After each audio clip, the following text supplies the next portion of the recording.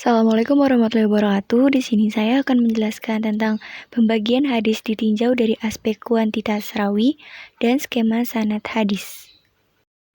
Yang pertama ada hadis mutawatir. Hadis mutawatir secara bahasa diartikan sebagai sesuatu yang berkelanjutan atau berurutan. Mutawatir berarti sesuatu yang datang secara beriringan dan tidak ada jarak di antara satu dan yang lainnya. Selanjutnya hadis mutawatir secara terminologi, yaitu hadis yang diriwayatkan oleh lebih dari satu rawi, yang di antara mereka tidak ada kesepakatan untuk berbuat dusta dari awal hingga akhir sanad.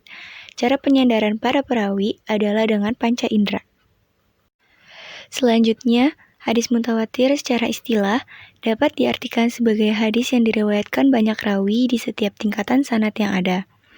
Berdasarkan akal dan kebiasaan para rawi tersebut, tidak mungkin jika mereka berbuat dusta, dan di dalam tiap riwayatannya, para perawi tersebut bersandar pada panca indera.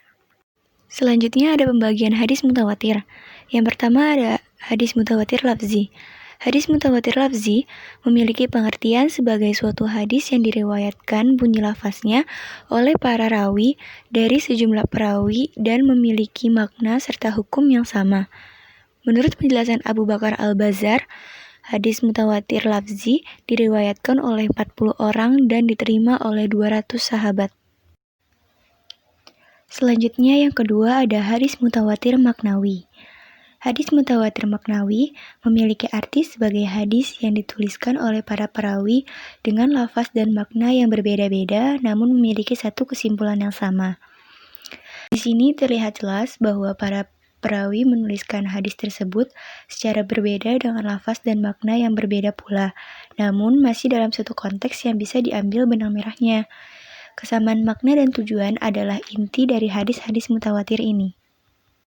Setelah tadi kita membahas hadis mutawatir, sekarang hadis yang kedua adalah hadis ahad. Hadis ahad menurut bahasa mempunyai arti satu, sedangkan hadis ahad menurut istilah adalah hadis yang belum memenuhi syarat-syarat mencapai derajat mutawatir. Hukum beramal dengan hadis ahad yaitu wajib beramal dan berhujjah dengan hadis ahad, tetapi tidak kufur siapa yang menolaknya. Hadis ahad dibagi menjadi 3 macam, yaitu yang pertama ada hadis masyhur. Masyhur menurut bahasa adalah nampak atau terkenal, sedangkan menurut istilah adalah hadis yang diriwayatkan oleh 3 perawi atau lebih pada setiap tobaqoh atau tingkatan dan belum mencapai batas mutawatir. Misalnya hadis Rasulullah SAW, sesungguhnya Allah tidak mencabut ilmu dengan sekaligus, akan tetapi Allah mencabut dengan diwafatkannya para ulama. Hadis riwayat Bukhari. Hukum beramal dengan hadis masyhur, boleh beramal dan berhujjah dengan hadis masyhur yang sahih dan hasan saja. Jika ia dhaif dan maudhu, tidak boleh beramal dengannya. Selanjutnya yang kedua ada hadis aziz. Aziz menurut bahasa artinya yang sedikit, yang gagah, atau yang kuat dan jarang-jarang. Sedangkan menurut istilah ilmu hadis adalah suatu hadis yang diriwayatkan dengan minimal 2 sanad yang berlainan rawinya. Contohnya hadis Rasulullah SAW, tidak beriman salah seorang di antara kalian sehingga aku, Nabi, lebih ia cintai daripada orang tuanya, anaknya, dan manusia seluruhnya. Hadis riwayat Bukhari dan Muslim. Hukum beramal dengan hadis aziz, boleh beramal dan berhujjah dengan hadis aziz yang sahih dan hasan saja.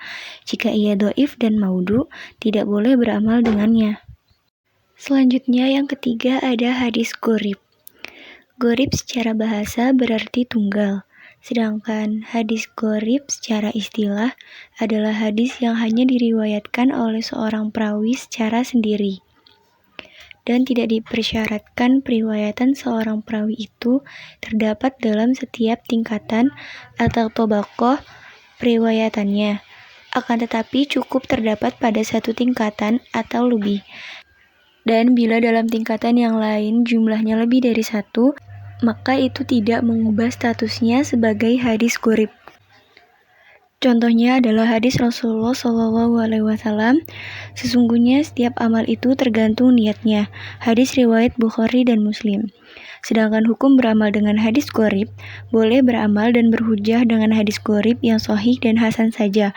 Jika ia dhaif dan maudhu, tidak boleh beramal dengannya. Berikut ini adalah contoh skema sanad hadis.